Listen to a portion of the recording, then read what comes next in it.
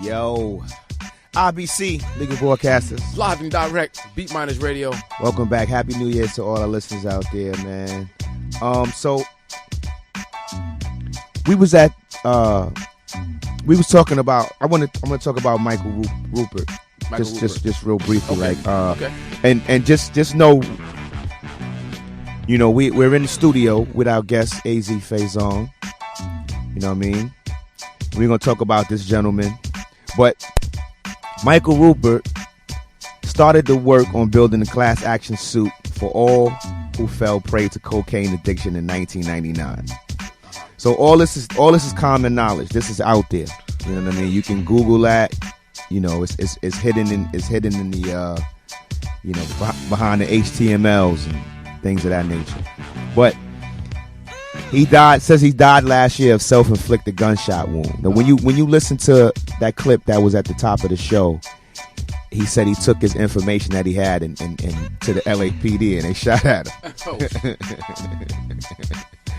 I don't mean to laugh, man, but it's like, man. Criminals on patrol. They're not there about it's not about the law. Right. It's about politics. Word. It's about who get mad. Anyway. So we talk about the crack epidemic of the 80s, right? We talk about chemical warfare, right? I want to read this where here it says chemical warfare involves using the toxic properties of chemical substances as weapons. This type of warfare is distinct from nuclear warfare and biological warfare, which together make up NBC, the military acronym for nuclear, biological, and chemical warfare or weapons, all of which are considered weapons of mass destruction. Steele, hold on a second. Asim, I need you to turn that down a little bit, please. Steele's dropping some bombs on him. We want the folks to hear him clearly. There we go. Tune in. DJ Asim on the 1 and 2s. Yeah. Yeah, so, just briefly, when we're talking about chemical warfare, it involves the toxic properties of chemical substances as weapons. So in this case, we're talking about crack cocaine. Crack cocaine, yeah. And in the 80s, what a lot of people don't know is that the way it was introduced to our neighborhoods in that time, and the effect that it had on our neighborhoods in that time. And to walk us through it is somebody who was on the front line, Azie. Azie was portrayed, for those who don't know, if you were sleeping under a rock for the last 20, 30 years or whatever, he was portrayed in the movie Paid in Full. Paid in Full, right? Yeah. Game Over, right? But it was supposed to be a different title, right? Yeah, when I wrote it, it was titled Trapped. But after going through different writers, it came out to be Paid in Full. But when my intentions was to try to warn people, this is a trap, this is a setup. Don't follow our footsteps. The game is over. Wake the fuck up, basically. You know what I mean? Right. But that don't sell. This sells. So wow, which is true. And, so, I guess to some degree, it is the truth because people don't like to hear the truth because the truth is dangerous. You know what I mean? They rather just bathe and have fun in the bullshit because the truth is too serious, and a lot of people have been dumbed down to even know what is the truth. Right. Like a lot of these kids to me today don't know right from wrong. They think wrong is right and right is wrong. So, it's definitely, I think it stemmed from what y'all talking about, the chemical warfare through drugs. Because now, in following your story, right, you got involved in the game at a very early age. Indeed. Right.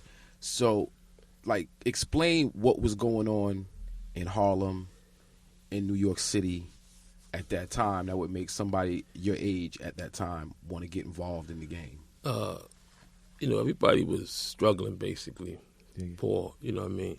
Welfare, it was different from now. Welfare used to come to your house, knock on your door, you had to hide your things. Claudine. All that type of stuff. And so to me, personally speaking, for myself, going to the movies and watching Scarface, wow.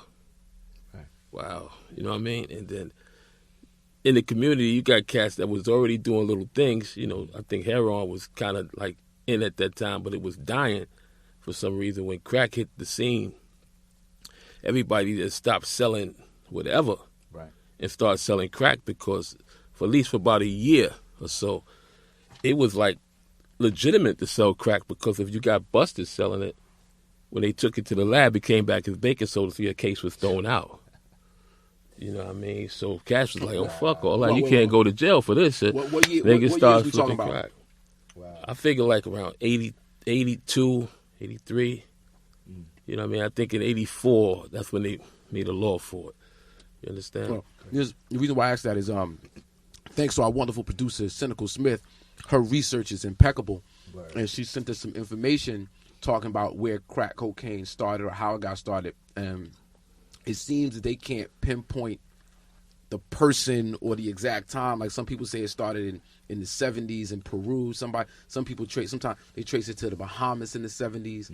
So they can't really pinpoint when crack started. But you're saying in the early 80s, cats was selling crack and got it popping. There was really nothing they could do because they didn't know what it was. It was out there before it hit the streets like that, because crack was better known as freebasing, and the rich people used to freebase.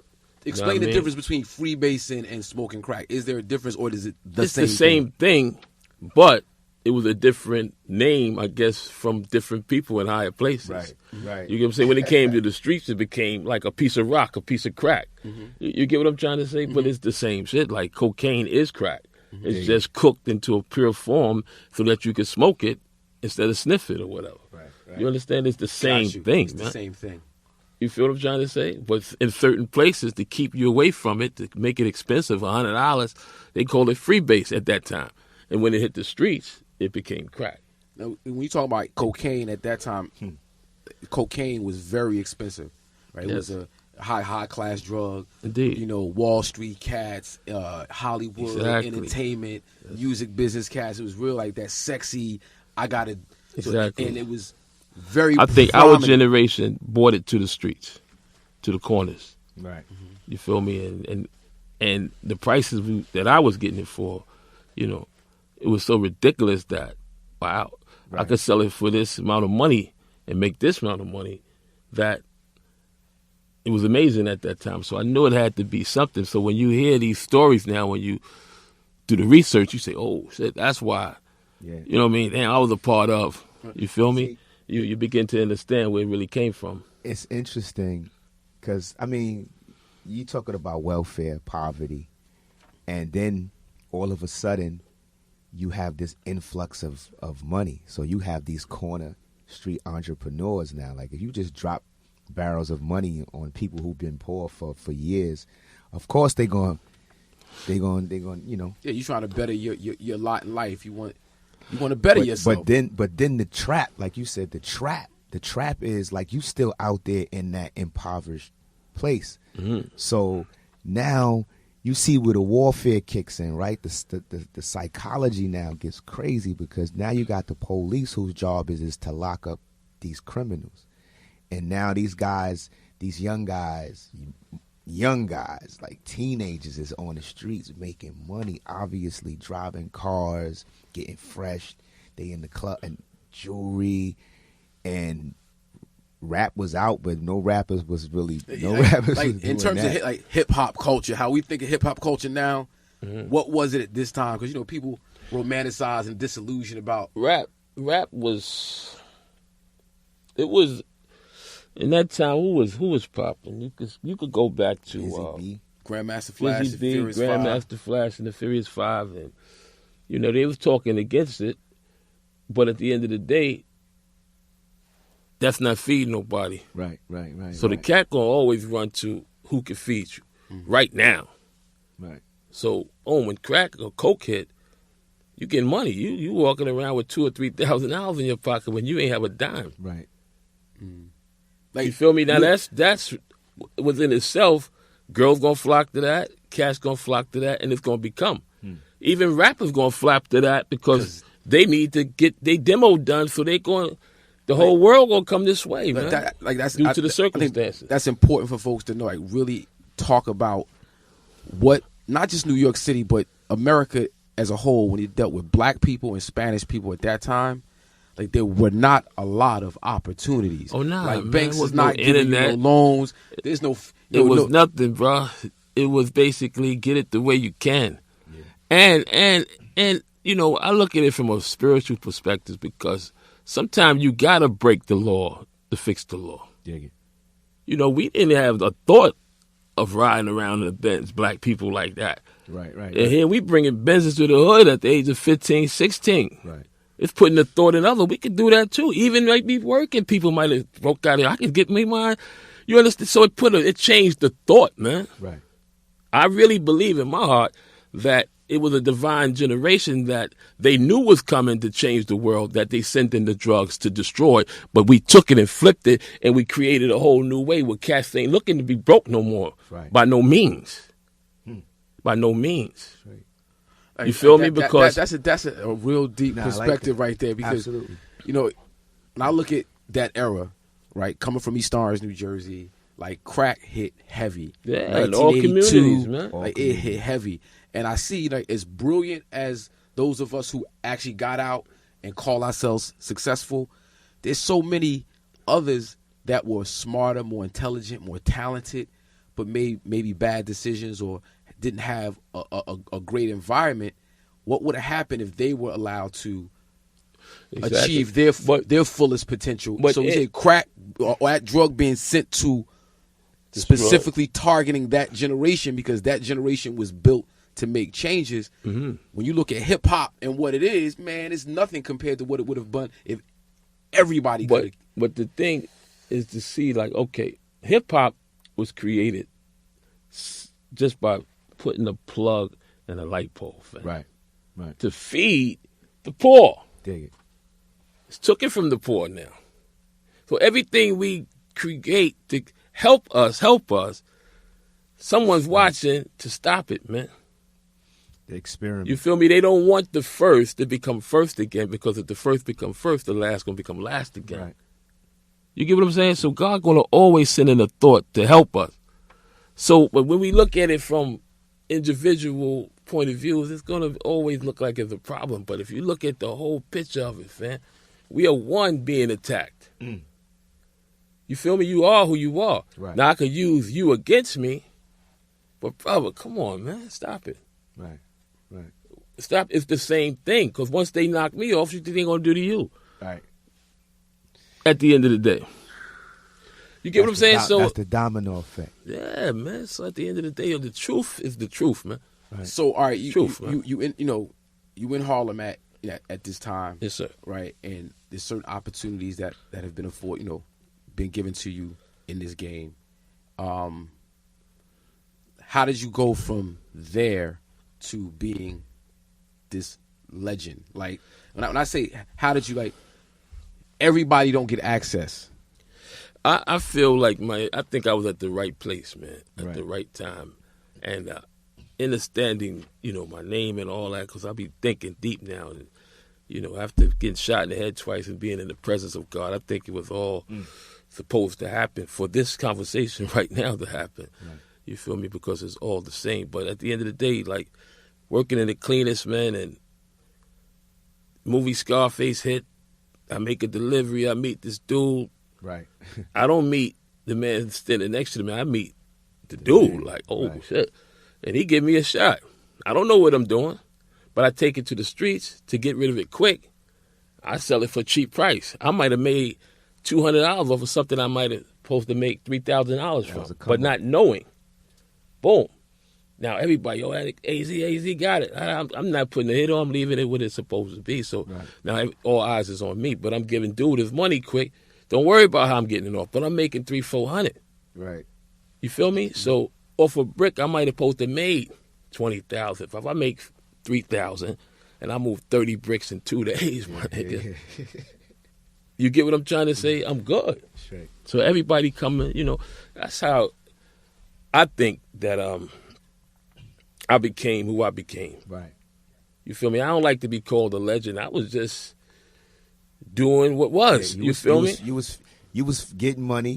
But you was also feeding the hood. keeping the wolves at bay. Understanding where we was at and just trying to keep the peace. Here, nigga, right. Get what you want. Come on, let's go. We got cars. What up? Oh, have fun. Enjoy life. It seems like no need to be killing and robbing, bro. Right. Now you getting this paper, it seems like, I mean, we always was dealing with wolves. The wolves are always out there. You know what I mean? We always know about the B&E, strong arm robbery, kidnapped cats. They out there. But when the hood is getting money, it's like like the whole Harlem was straight. Yeah.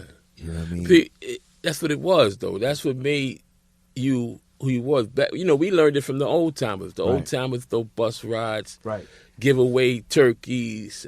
So we said, okay, we're going to do that on another level. We're going to give away cars. We're going to, you know. It's a beautiful struggle, though, when you think about it, because it's like, all right, it's not in your intention to be like Scarface per se. We just want to get this money and live good. That's all. You know what I mean? So later on is when you start having these devil's agents. But doing the knowledge now, like you say, okay, how they let us rock from like 1984 seemed like the year, bang.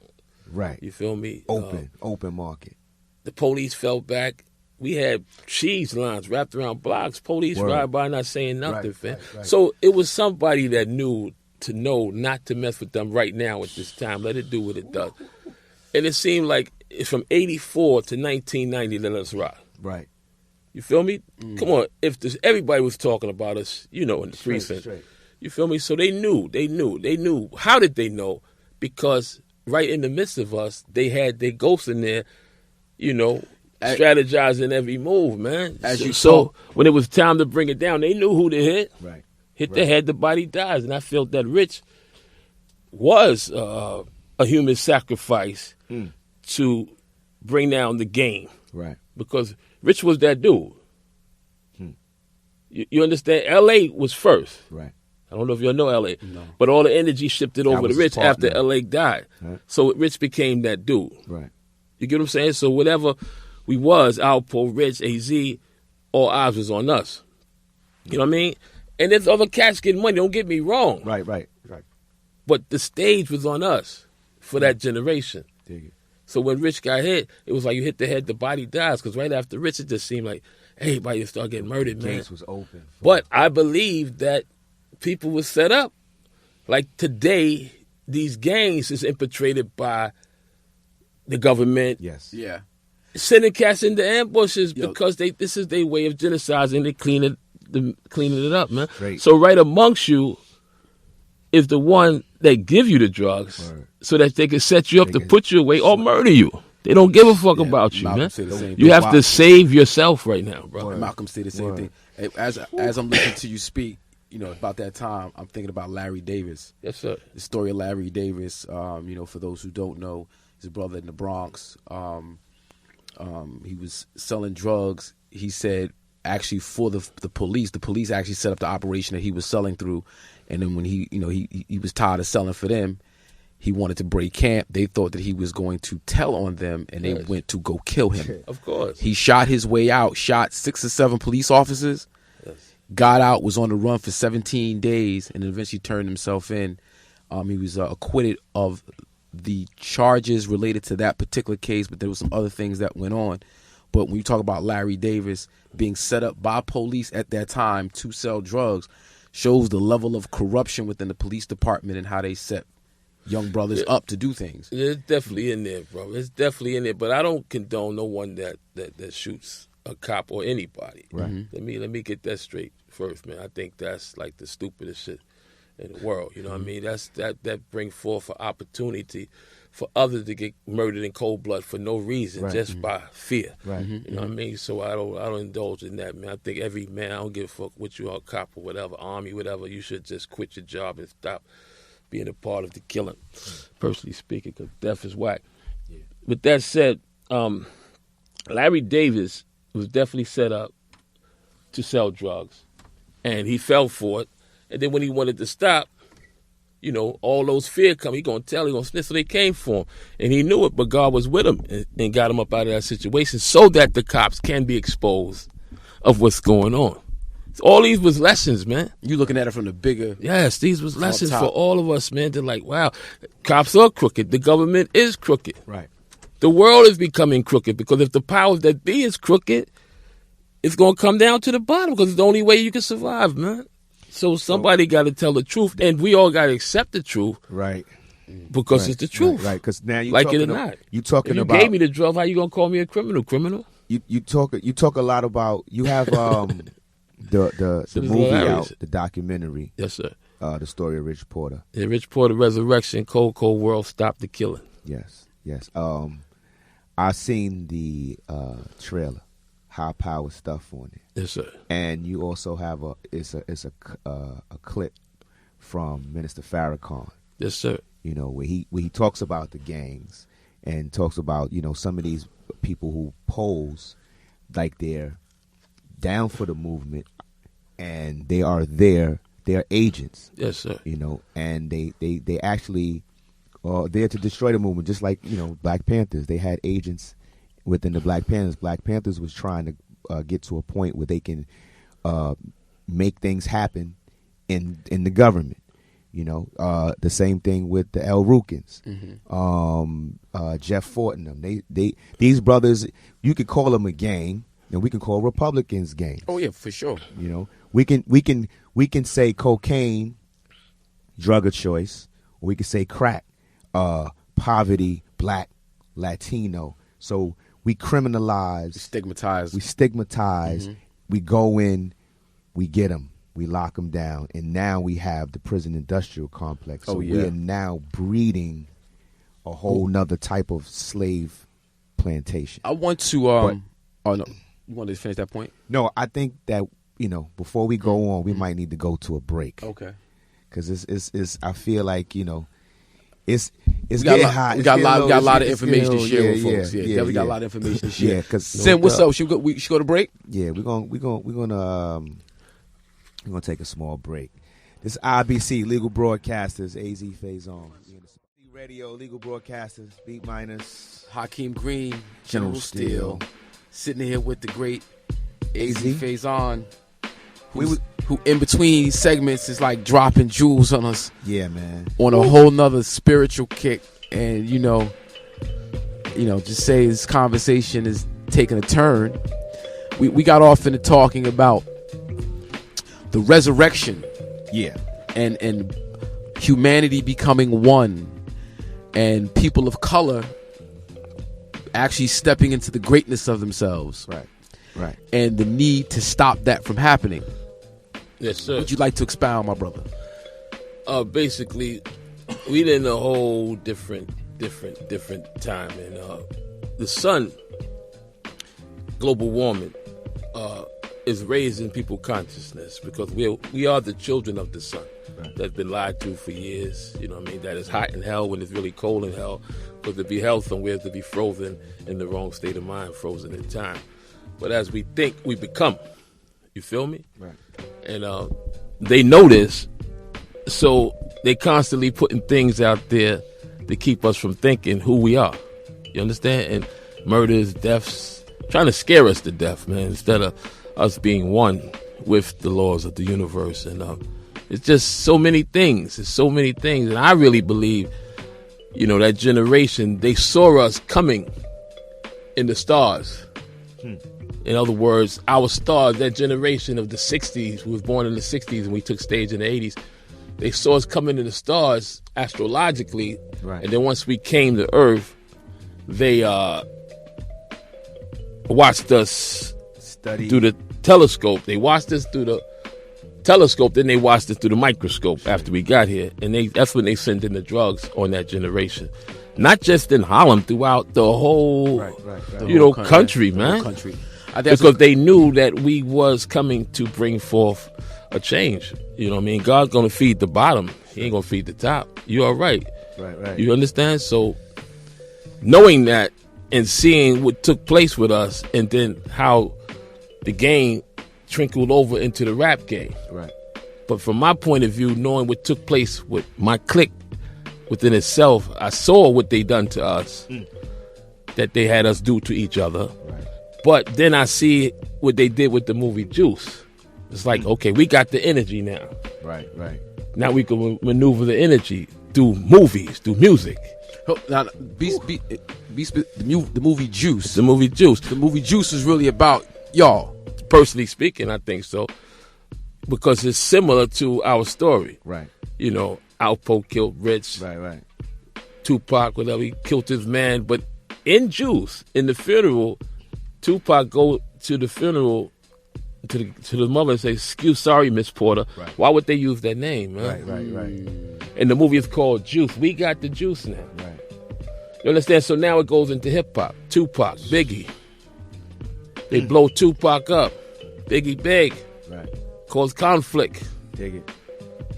Tupac get locked up. Get sentenced. How do one get sentenced and be able to come out? That's strange to me.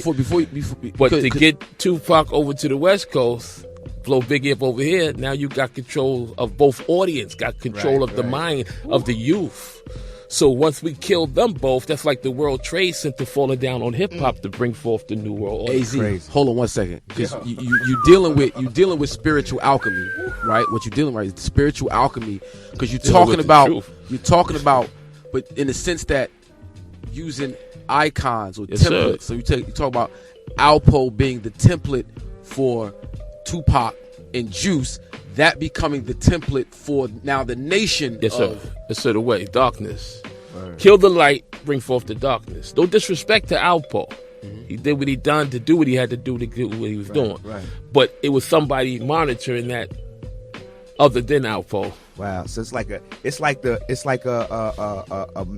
watching a big version of Manchurian Candidate. Yes, sir. We need for you guys to think this way. Sir. Because initially it's like, all right, you start the game again, like it's mind blowing, right? You start in the game, you want to make money. Obviously, you want nice stuff. Nobody wants to murder nobody. Ain't right? About that. Once you have this, you at peace. You good. Everybody, peace. Hip hop. You using the electricity, freely using what's there. It's about the energy. You're not trying to take anything. Everybody can come out. You ain't even charging nobody to come to the spots in the park. You let it fly. So it's a go. It's self-contained. You have it. You utilize it. Now you have an industry that's able to come in and industrializing the thought patterns of individuals, and now selling make you it feel back. Less than. Selling it back, selling your culture back to you. Yes, sir. Package it up and sell it. Contain it. Wow. So it's important, like what you're talking about, because for y'all when listening it was free. Out there, right? It was free. We created like the it. garden. We created it. Yes, sir. You know what I mean? From the nothings that we was given, we was put into the freedom slums. of speech on beats. Man. So can't do that no more. So you can see it. If you do that, you ain't gonna get no money because you're not gonna be played on right. networks and none of that stuff. There you go. And when you try to come out with a mixtape, we gonna make a law for that. Well, that can't be done. Now I got, we talking about chemical bloody war, chemical warfare, right? Whoa. Chemical warfare in the black community, or how we want to put it, right? And we talk about the music industry, or the drug culture being the template for what the message out of the music is, right? And I've had music industry executives, A&R, tell me that conscious music don't sell. That the people want to hear, this is what they want. That people are choosing this over that. Nah. If you hear it so much, it becomes. Right. It becomes. You feel me? But we got to realize it's like y'all said, it's a weapon now. Straight. Don't listen to it. Get out of there. Cut it off for a week and watch you feel better. But my favorite MC, you understand, because this music. But you talking about? It's some cats. I ain't gonna say no name, but some cats out there that spit that fire. Yes, sir. They've done more for black people in the music industry and the entertainment industry. They own stadiums and all. You talking about the music is poison? It's a weapon. I don't understand. It's freeing us. It's freeing you, right? But the music that should be heard consistently, you know what I mean, to keep you above the garbage, it's not being played, man. Right. It's not being played on the mainstream joint. Now you could go seek it and keep it in your iPod for yourself, and don't never have that shit entering you. You feel me? Because if you don't put it in, it can't come out. You get what I mean? So if it's constantly put in you, it's creating you to be just like it is. Well, the reason why I had framed that, like, I was being a sarcastic asshole. I don't know if you can tell. When you talk about your clique, right, and the opportunities that game had afforded you relative to where you ended up, it didn't liberate you. It actually enslaved you and the people around you. Exactly. But let me put it like this. All right.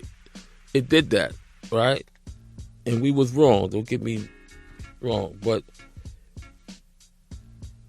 I was trying to tell people in the 80s, man, it was a lot of money in the streets.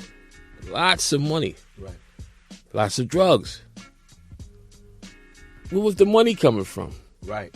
Just as well as the drug. It was to get us fucked up, man. We was just the ones that was serving it. Mm-hmm. Right. It just, you know what I mean? The trap. But to stop it, all they did was take the money off the table. Now, see, once you take the money off the table, now niggas is killing one another. Just right. Remove the money, man. The trap. That's perfect. Got you, man. How easy is Got that? you, Because man. when you look at, when you say Scarface, right? Like these guys, how you got a globe in your crib? Like your crib, you got you know what I mean? You got a water fountains in your crib. Like to be able to amount to that type of richness, that had to be going on for a minute. Like we know that before crack hit the streets, white folk was making money off of drugs. Yeah.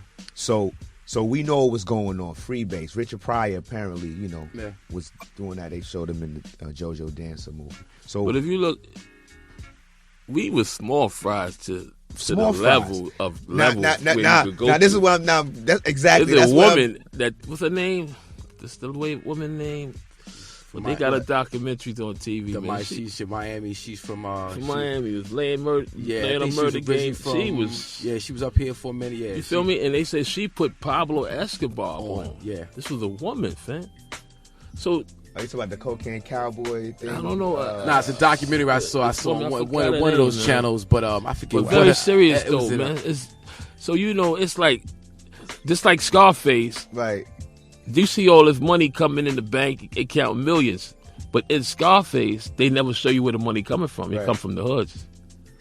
You get what I'm saying? So that's the level when you watch Scarface, where you got to watch it from.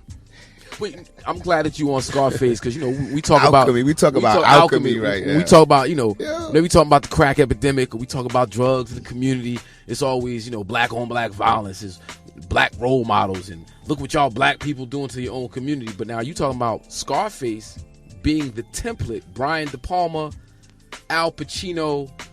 You talking about very high esteemed white folks, very well respected white folks that don't get categorized in that way. The Godfather. The Godfathers. But these Hollywood movies that glamorized and glorified that culture, you saying that you were affected by it.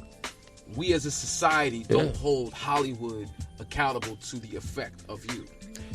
So what I wanted to say too, man, the interesting part, like when you look at the contrast, when you look at the war on drugs now, the war on drugs wasn't for these white people. It was for black and Latino people in the hood. It was for the small fries. So the small fries got hit the hardest because you can get more time for a gram or 5 grams of crack than you could get for cocaine, the same amount. You know what I mean? So now you not only you criminalize to the point where you got them reeled in, you got them hooked. Not only do you have the people out there, the killings is insurmountable at this point now, because now we're addicted. You know what I mean? We're addicted to the money. We're addicted to the drug itself. The lifestyle. So, the lifestyle. Bang. Woo. The lifestyle. So when you look at hip hop, you can see, the whole template. Once the template is established, it's used in all of these different genres. So I guess you have created a part. the world. within these mini worlds. Right. It created his own music, created his own dress code. You feel me? It created a world, and that world is under attack right now. Even though you sold crack, right? Yes, sir. It still seemed like you had, to me, a love for your neighborhood. I understood, like, damn, this shit wasn't gonna last forever. Right. And some people like, what you talk about? This is it.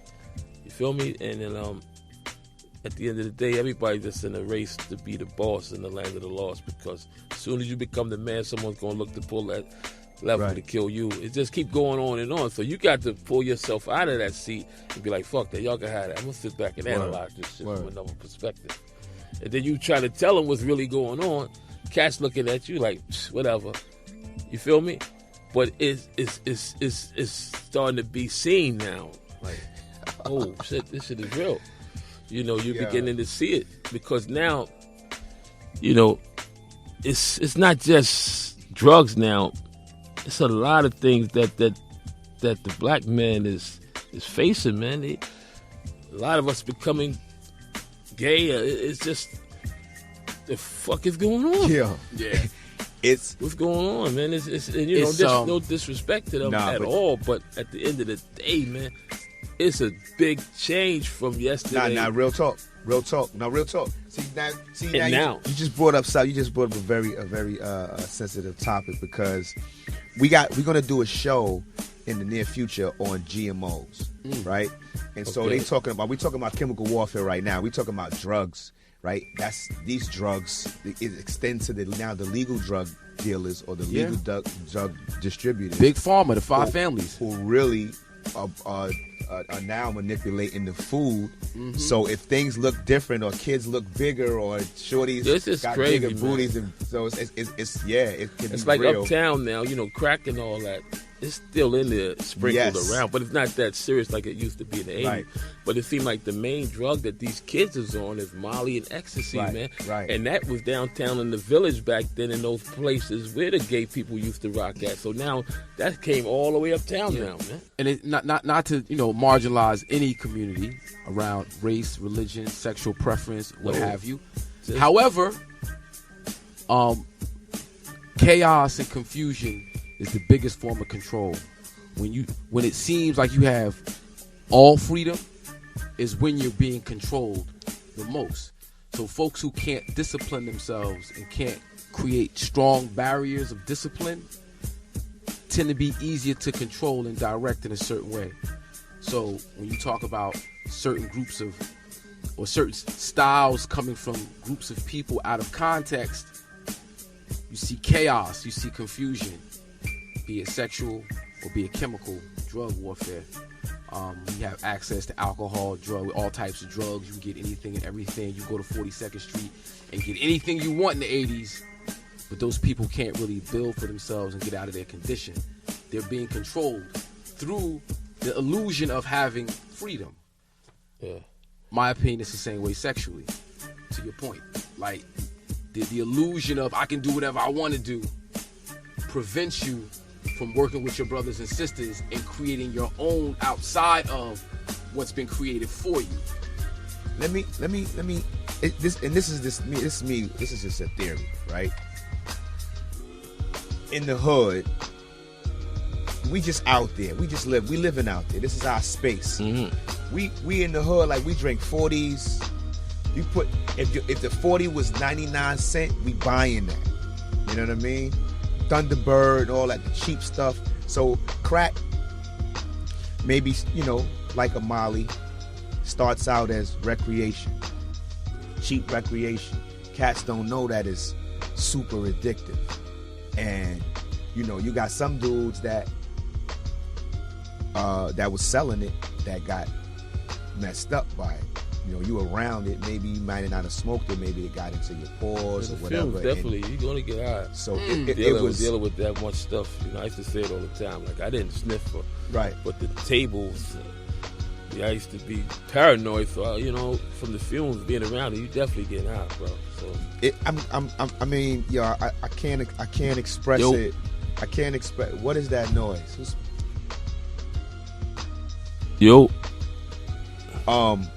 I can't express how I mean, I'm honored that you came through to have this conversation with us, man, because me being an artist and just looking at the fact that we have the power to reach folks. And you're talking about black folks, Latino folks having this power and a war being waged against you, even your spirit, your psyche, to keep you dumb. And you look at hip-hop being so powerful, billion-dollar business, as was drugs, because it made poor people rich overnight. Rap, poor people moguls overnight. Chaos and confusion, because now you get to promote all of the things that's going to kill you. You know what I'm saying? If you're not doing that, like you said, you're not going to be on the radio. A&Rs ain't even checking for you. If you ain't doing that, if you ain't got an AK in your video and some big booties and all that. I mean, listen, have what you need to have. Stay, keep what you need to keep. Keep your arms. I'm all for that. You know what I mean? Party, I'm all for that. Go to the clubs and all of that. But when you promoting it, when you're consistently feeding it to the populace, then I have to question the fact that, all right, when you talk about chaos and control, the adverse of the Manchurian candidate. Yeah. So when you speak about, you said crack is still out here, sprinkled around. Now, no longer being the drug of choice, do you think it's still addictive as it was? As addictive as it was then? Definitely, it's still strong. But as when I look at it, cocaine and stuff like that, it's not as potent as it was back then. Right. You know what I mean? Because greed has stepped in, everybody stepping on it. And so it's killing itself out, basically. Right. It's a good thing. But this Molly and this stuff, they're attacking the child. They already got you. It's your child now, you know what I mean? Listening to like someone, I think Marcus Garvey said, you might kill a lion, but what you do with the cub, you're going to kill them too. That's what it looked like. Right. So you really have to make the choice today to save yourself, man. Because there's too many things out there that's out to murder you. Put on TV, something on there out to murder you. Would you agree? Would you agree that there are different forms of death? For sure. Because we talk like we're talking to a young person, a child, the babies, and we talking about death and their literal interpretation. They think, well, it's not gonna kill me. That's what you mean.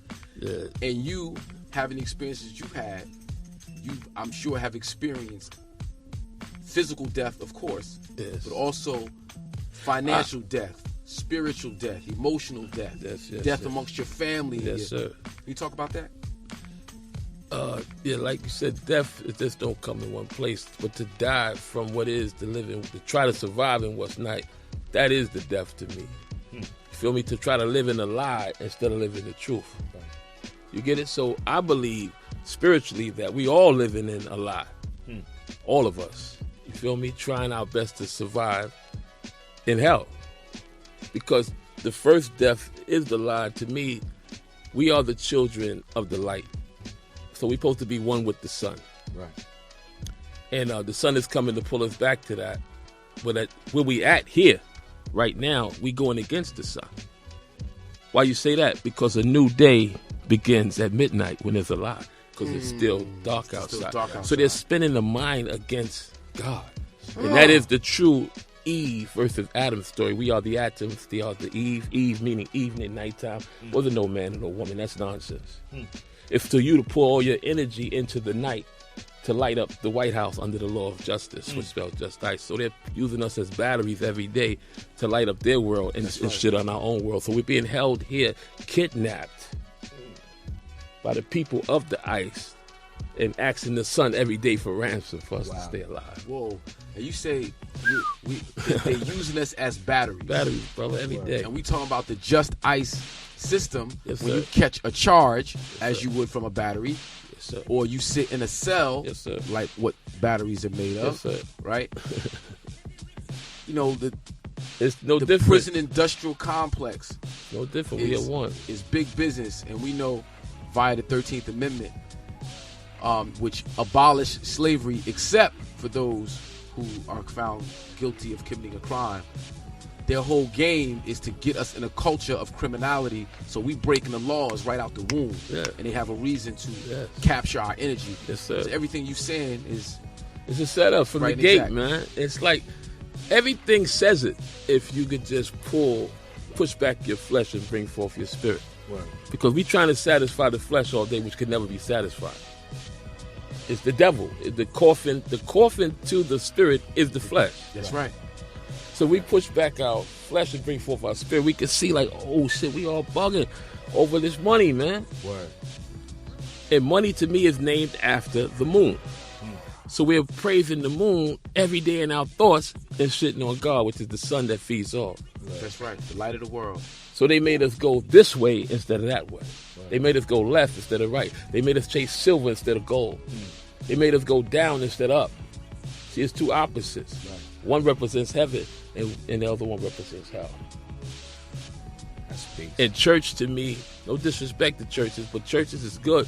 But it's a place where they harness the energy, recharge their batteries to go back on Monday and pursue Monday in pursuit of money. Go back on Moon Day. You get it? So back to recharging the battery on Sunday that we hope we're doing right now to all these listeners. Word. Defrosting them and bringing them back up into the sun is God, man. Man, that's peace.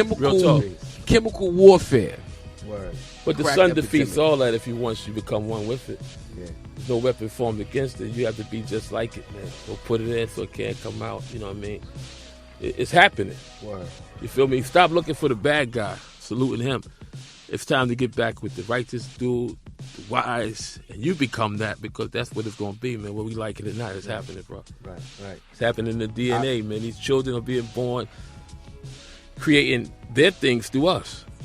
You know what I mean? It's like, go in there and make me a computer, because this is going to be the future. The children are saying this, like, you know, so God is doing it, man. Word. This is God's world, bro. That's peace. That's peace. It's I God's appreciate world, that, man. I It's appreciate God's world, man. I mean, in theory, like, man, like, you know, people try to wipe you out, like, Yes, sir. literally, Yes, for sir. several times. And in theory, well, not in theory, but in my theory, like, you should hate the world, like, you should be want revenge. Yes. Like But understanding the world, and where we at, is where God removed the veil from my eyes to see. And he showed me some things, like he showed me his hand a few times to let me know that he's with this. You feel me? Because when I got shot in '87, the first thing that came back into focus was the room number. The recovery room number was 126. And that stayed in my mind to make me want to understand what's this 126. But 126, when I analyze it, is AZ in numbers and shit. So when I went to the Bible in Genesis 126, it says, let us make man.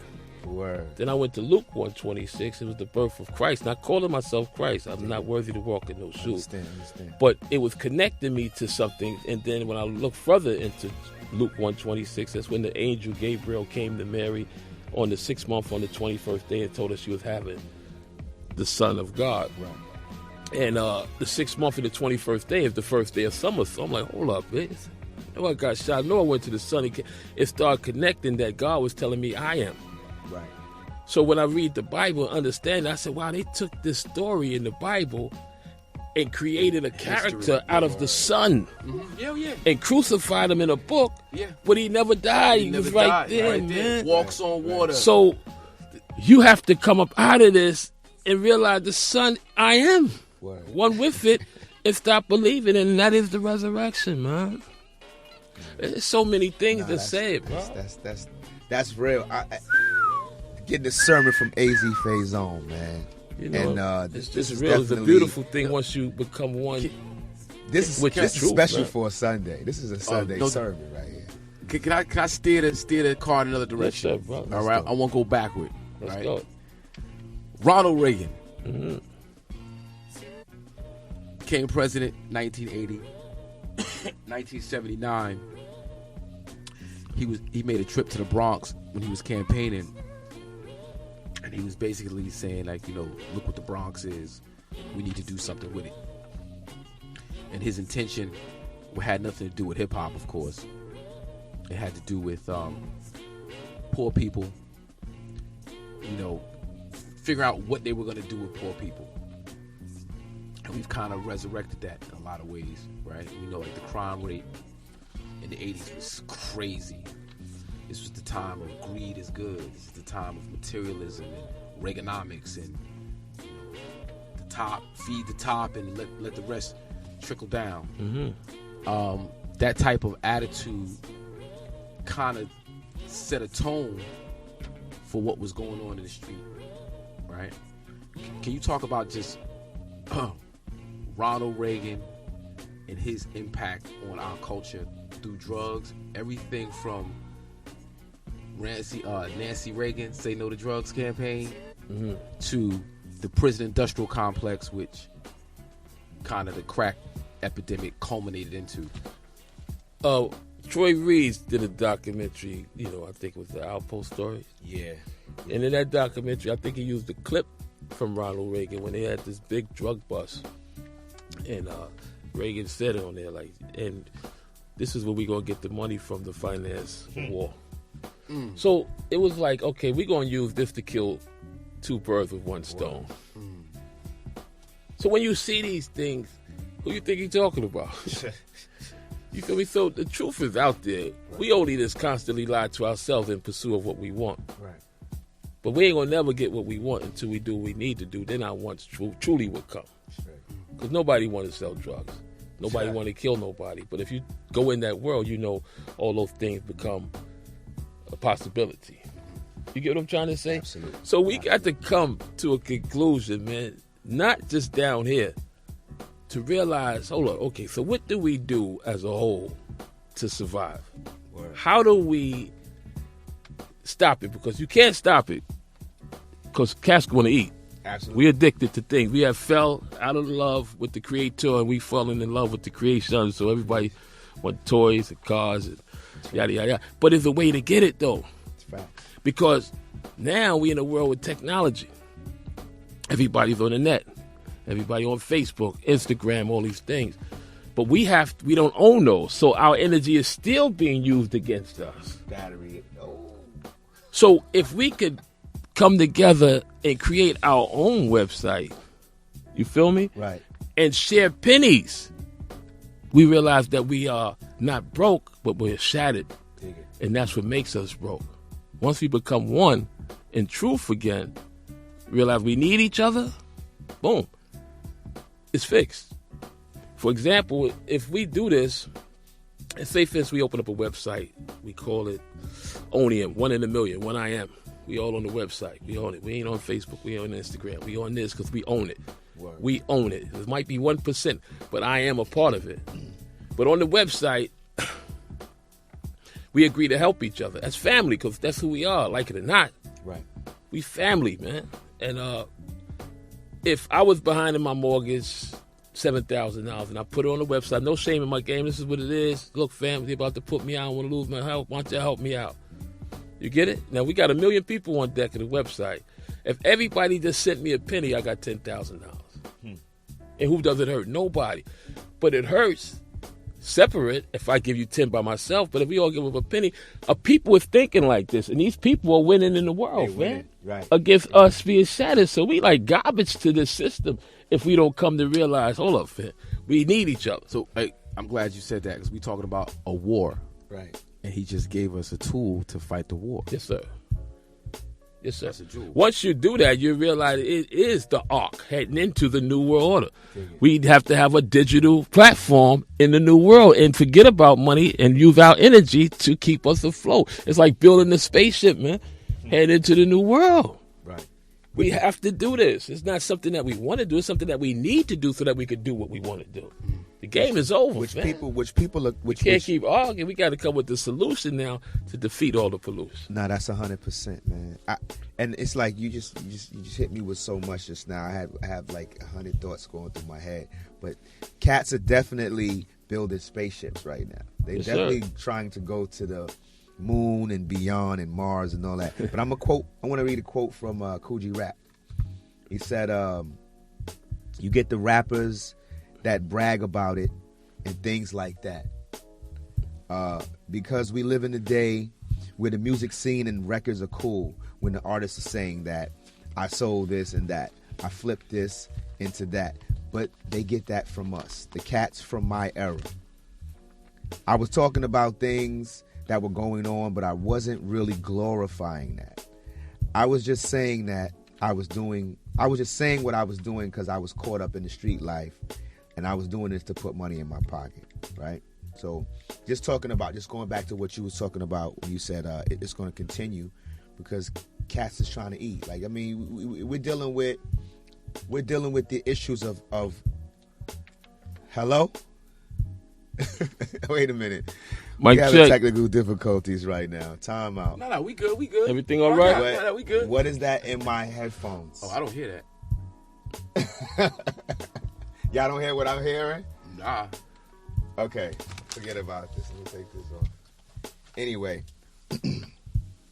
All right. I was just talking about, like, just going back to what you were speaking on as far as, like, cats. We out here. We have the issue of poverty. Like, poverty is real. You know, it doesn't affect the rich folks. Poverty doesn't affect them, but we are definitely feeding that battery. So I'm with you on that website. That's one. Yeah. The thing that rocks my mind is the fact that hip hop, whether like it or not, is creating millionaires. Like young cats is getting. But you got to take just back like the drug game. You got to take back your energy because the energy be shifted and it's feeding the rich and murdering the poor now when it was supposed to feed the poor. Right. You feel me? So you got to take it back, and the only way to take it back is take everything back. And you feel me? If it ain't for us, actually do it. Nah, like seriously, like stop playing, man. It comes to a point where you got to make a stand. You got to take a stand in your life. And no guns, no violence. Yeah. Just take back your mind. Take back your life, man. Resurrect yourself. Get the picture. Say word, man. That's simple. So it's like if you come to your own brain to realize, hold up, okay, we like the penny. We rep, the brown penny and the rest is silver, whatever. But it takes 5 pennies to make a nickel, fam. So if we take back all our pennies, we take back our energy, fam. And we could do this with a website like this and become one. The way you just explained it is really so simple and that easy in terms of just taking back our energy. And people don't get it. We have these debates with folks about politics or what have you, or what black people should do and what we don't.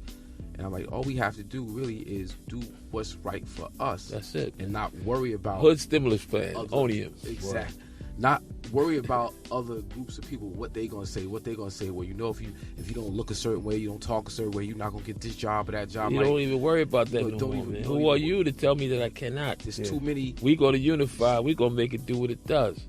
If I want to open up a movie theater, right, it cost me $1 million. All right, family, look, I got the blueprints for the movie theater. I'll throw it on the website. Everybody read the blueprint. That's real. We gonna dig that. We gonna jump on that. All right, everybody send me $1. Boom, it's done. Who did it hurt, man? Nobody. How many blunts you buy a day, man? Give me one of those, man. Easy. Oh, now you own of that. You might own 1%, but if not the 1%, we did this. That's what make you feel good, man. I would love to own 1% of Apple right now. Huh? I would love to own 1% you feel of me? Apple right now. And then once we start seeing it, it stops all the gang violence and all that. We ain't doing that no more, fam. We own it and we won, baby. How you? See, you we're alive again. Man. You're one of a kind dude, man. Like alive again. You get to see genius in the ugliness. You know what I mean? You get to see the beauty in the ugliness because, like, you would like to think that people who sell drugs are like monsters. Nah, you know what I mean? Like, these people are they try good, to turn us that hearted way, people. Like right now, when you see what's going on in Chicago, right? I don't know if it doesn't even seem like it's a war over anything. Kids is just same thing in North. They light each other up just cause. And the more. And we're gonna go to another. But to my knowledge, like all those places that y'all talk about, Chicago and Newark, if you look at those places was conscious places at one time. The nation, absolutely. The Nation of Islam. So they attacked those places first. Chicago looked like. You understand? In the '90s, Chicago looked like a war zone. It's a war zone now. They call Just like they attacked Harlem. Right. Harlem is beautiful again. It's now. beautiful. It's a beautiful thing. Don't get me wrong. But they raised the rent so the poor can leave out, so they run to the Bronx. Now that area in the Bronx is being until they push it out of existence. So the war, man. So some people probably listen and be like, "What they talking about this war?" Yes, absolutely, war. It's been waged against us. Yeah, so for a long time. You forcing the black flight. You forcing the people, the black folks, that Latino folks, to have to try to go somewhere. So then when you spin it around and you see the death of an Eric Garner or Michael Brown or Kai Gurley, it makes sense that there's no justice in that respect as far as what we talking about, asking for something that they can't give us. They can't. We gotta take it. The Central Park and not with violence. Just okay, you're right. We're wrong. We just want to do this. Right. This. You can play with your toy. We're gonna do this. Okay, now everybody, give me $1. Black Wall Street. All right, to join to be a part of Onium, spelled ONIAM, 1 in a million, 1IM. To be a part of it, give me $1. In order to join, you got to bring 10 people in to do the same thing. So 10 becomes 100, 100 becomes 1,000, 1,000 becomes 10,000, 10,000 becomes 100,000. We got 1 million people within that one set because people are going to be joining because how sweet it is. Right. It's freedom. $1 to become alive again. Like to remove this big monkey off your back, man. Like, oh shit, this all we had to do? I seen the gentleman. This all on we the had subway. to do? He had I guess you call him a panhandler or whatever, but he looked like to me to be a young brother, maybe in his 20s or early 30s, and he was just sitting there with his bucket or whatever, and his sign said, "Looking for human kindness." It's happening, brother. People are tired. God is calling us back home, back to that conscious state of mind. There's a guy on YouTube that I recommend everybody listen. A guy and a woman, David Wilcott. Listen to that piece, The Science of the Golden Years. Powerful piece. He's letting you know where we at right now, astrologically. And there's a woman by the name of Dolores Cannon. Listen to these people. White people, so it's not a black and white fight no more. It's a wrong or right fight. You feel me? And just become one with the truth. Keep all that nonsense out, then you'll see what I'm talking about. It's as simple as that, man. So that we can start thinking again, because the majority of the brain is just money. But if you defeat that, now you can think again of creating things to help. You feel me? To that point, right? When you're talking about energy, human energy, and it being represented by money, and how we take all our energy, we put it into this money that really has no intrinsic value. It's not real. We created it. Right. It's not real. In other words, energy is energy, positive or negative, but it's energy. But energy is a currency, and currency is called money. You see how certain things are being used to stop us from being who we are? And realizing what it's truly about. The reason why I wanted to focus on that was that money is used as a tool of war. Yes, sir. It's to keep you distracted and keep you away from the goals you're supposed to be focused on. So if I can get your energy over here and it's something not real, yes, sir, I've defeated you. And that's how they're using the money now to shell game, to bring forth the fake world and shit on what's real, to have you live in what's not. And turn your back on what is. This is happening. This global warming is happening. God is bringing us back. But hey, look at me. I got money. All the music. Money, everything. Throw it on. Make it rain, baby. Hey, listen. Let's take a break. It's getting heavy. I got to travel too, man. I got to get up out of here. So, man. All right. We're going to take a break, man. Yo, But love to everybody that's out there. This is real words, man. Y'all listen to a good station, you heard? IBC. Stay focused, man. How can people follow up with you, though, real quick? I'm on Facebook. I got a website, the Harlem Hood History Clothesline. Yell at me, man. There's real things happening in the world, man. Stay in touch with yourself and win, man. Game over, man. Yes, man. Thank you, brother. God bless. Love. IBC. We'll be right back. Legal Broadcasters, General Steele and Hakim Green. Yeah, man, y'all catching the rough fucking the raw today. Yo. Y'all getting the full live experience to the illegal broadcast today. He giving you everything. Man, that was very intense, man. That was awesome. Big up, big, strong salute, man, to this beloved brother, man, Azie Faison, man. Salute, sir. He came out of the pit, bro. He came out of the depths of the darkness, and he elevated, he evolved. So it was, you do have the story of, Jesus, if you will. Yeah. The resurrection. The resurrection. Mm-hmm. So now it starts making sense, because when I saw the trailer, I was like, well, why is he calling it the resurrection? I didn't get it, And I know people have heard about the Rich Porter story several times. Big up to Troy Reed, he was bringing real street tales to cats. For us on the outside looking in, it was a tale of how do you say, loyalty, friendship, relationship, like Azie was talking about Juice. Like, it's crazy because sometimes as just regular folk, we just watch these things as, in how you say, I won't say not knowing, in ignorance. I won't say ignorance, but we watch Juice as fans. As fans. Juice. And we're not really saying like, damn, the hood is really like that. We know. Yeah. Us from Jersey, us from New York, Brooklyn, Connecticut, Maryland, we know the hood is just like that. When we see The Wire, we know the streets is really like that. To that point, right? Right. A friend of mine, big shout out to Rain Hurst out there, sent me some information that got public. It was FBI files that went public a few years back in relationship to Death Row and the government. Death Row Records. Death Row Records. And the government had been watching Death Row since like the early 90s, right? And I'm not going to tell you all the implications, right? But they talk about how there was this these West Coast cats who got set up in East Orange, right? I'm from East Orange. So we used to throw these parties back in the day, in the summer. Like, folks from all over New Jersey, New York used to look forward to these barbecues that me and my friends used to throw, right? So these barbecues are mentioned in the FBI files.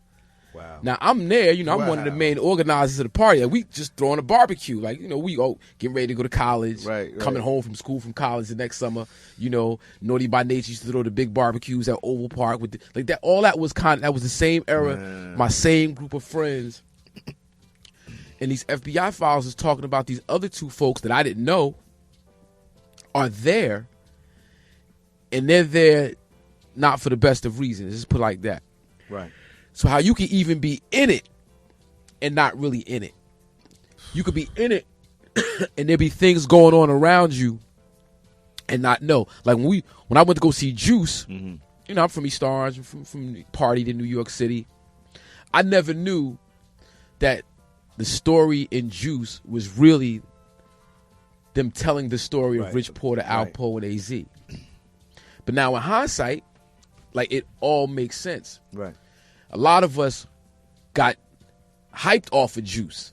A lot of us wanted to emulate Pac because of Juice and that character in Some Juice. people even say that's when Pac started playing that character. Right. And then you start saying, you start looking at the contrast of, or the importance of rappers now portraying this street guy, this valid, money getting, popular guy, the rapper now, which is crazy.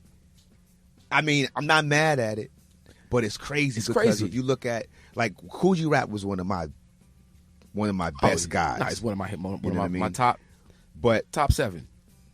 Like, I knew the difference. I knew he was a street guy too. I knew he was real with it. Like, some guys glorify the events, and they don't even live none of that stuff.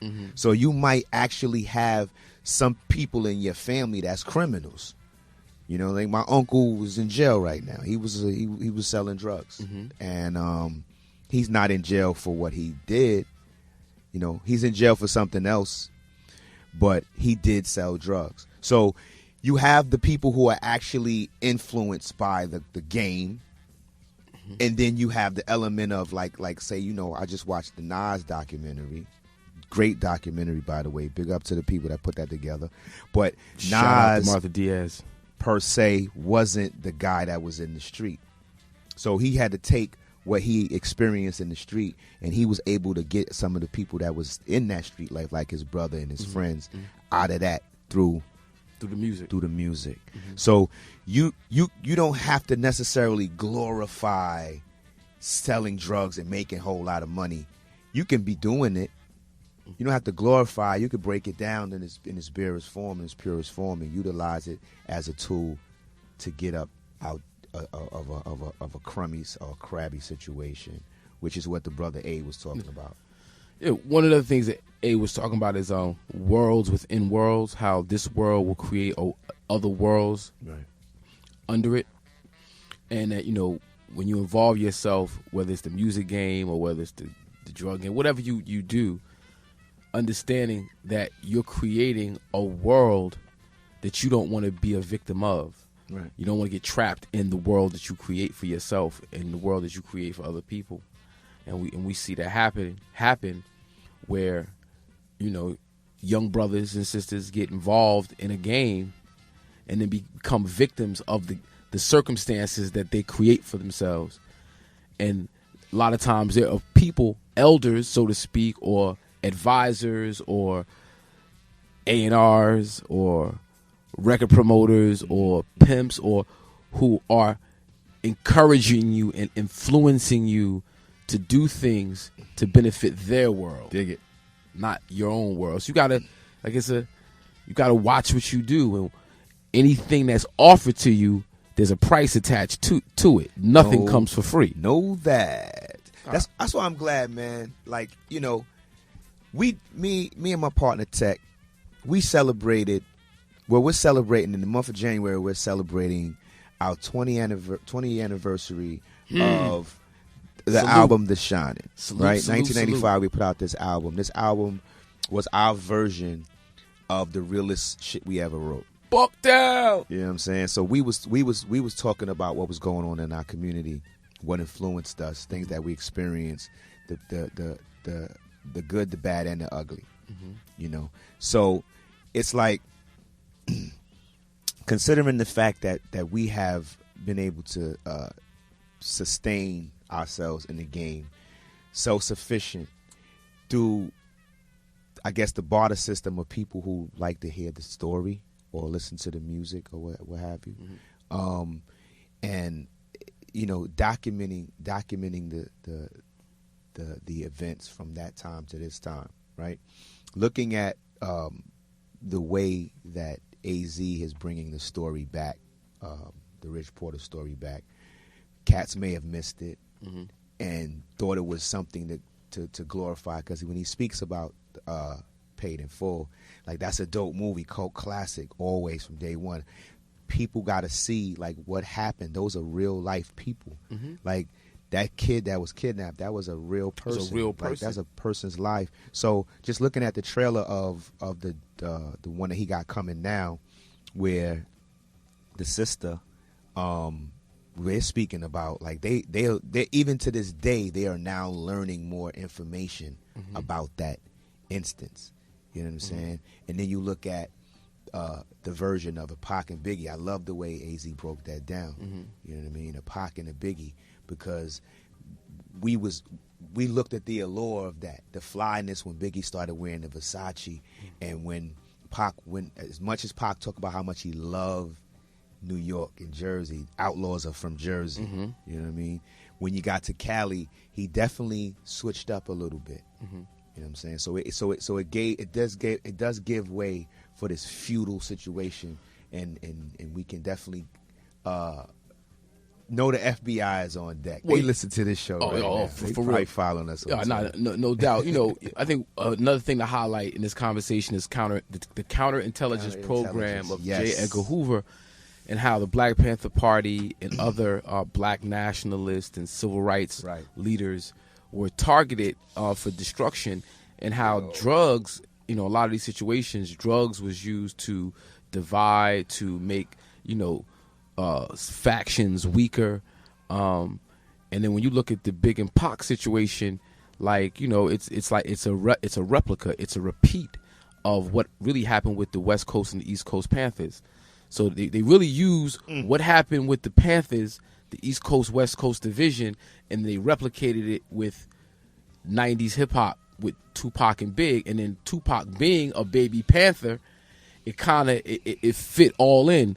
It's like you had folks who weren't connected to the beef taking sides based on a coast or based on an affiliation with a record label, or that's the same trick that they use with the Black Panthers, and we know that it was created by the FBI. We got the counterintelligence program papers. We've had, you know, thousands and thousands of pages redacted or declassified that tells how the FBI did this to our community, and they just follow the same recipe. So, man, going back to Azie, man, beautiful person. When he, what you said, spiritual alchemy? Spiritual alchemy. That's dope, because that's what it felt like. Like, I felt like something was getting lifted off me. I felt like I was in church, the temple, the holy temple, getting schooled by somebody who went through the fire. Like, alchemy is the art of taking a base metal or base substance and changing its form. So you take lead and you turn it to gold, which was supposedly a practice that the ancient Africans had. Right. When we talk about spiritual alchemy, we're talking about taking images or icons or templates that we relate to on a real base level, and then bringing the spiritual significance, the higher.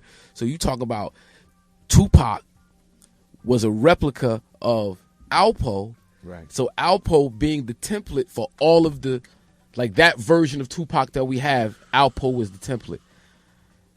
At towards the end, that's crazy. It would seem like, you know, I guess the same thing for AZ. It would seem like towards the end, Pac had certain things start being revealed to him, and it's interesting that we have this scenario where there's so much clandestine shit going on. Like, you got these FBI files on these gentlemen, and not only does it make me think about the Rich and Alpo story, because that is a story adored by many in the streets, right?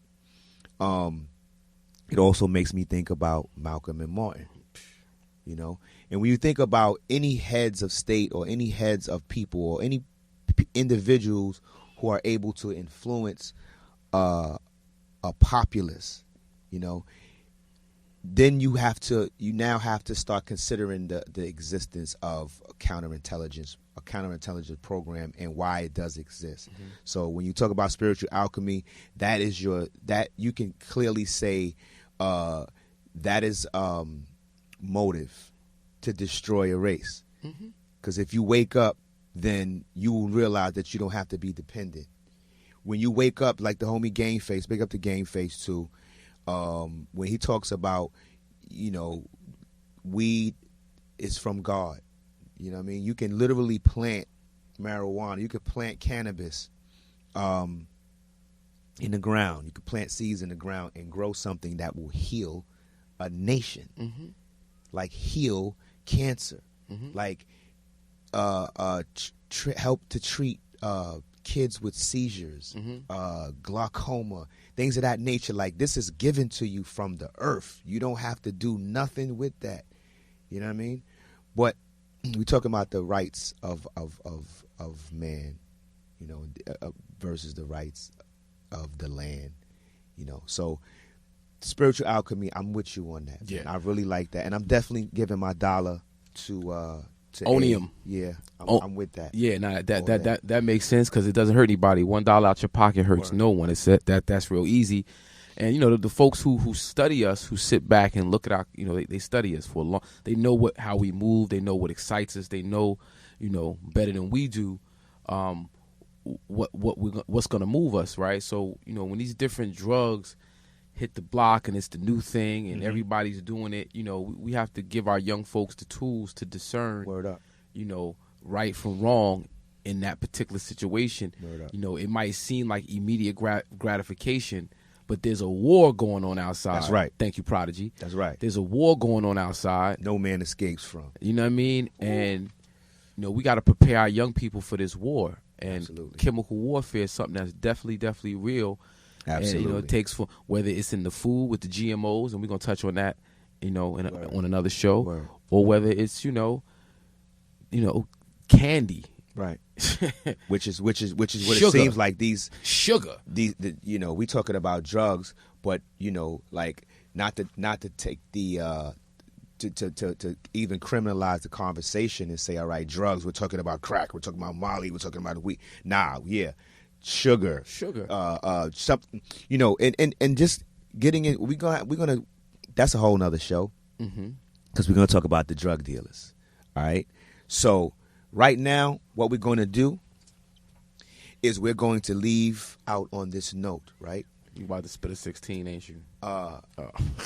But I was going to get a Happy New Year verse from General Steele. You know what I mean? Oh, man. See, we got to go to the studio, man. Be on the lookout, man, because we're gonna bless you guys with a project from yours truly, and the Channel Live one, the liveliest one, and the other half. You know what I'm saying? So be on the lookout for Illegal Broadcasters project coming soon. But I want you to definitely stay tuned. You know, stay tuned to Beat Minus Radio, and I want you to definitely do the homework. Google Gary Webb, Dark Alliance: The Story Behind Crack Explosion, Part 1, 2, and 3. Managing a Nightmare: How the CIA Watched Over the Destruction of Gary Webb. How John Kerry exposed the Contra cocaine scandal. How John Kerry exposed the Contra cocaine scandal. Rick Ross blog.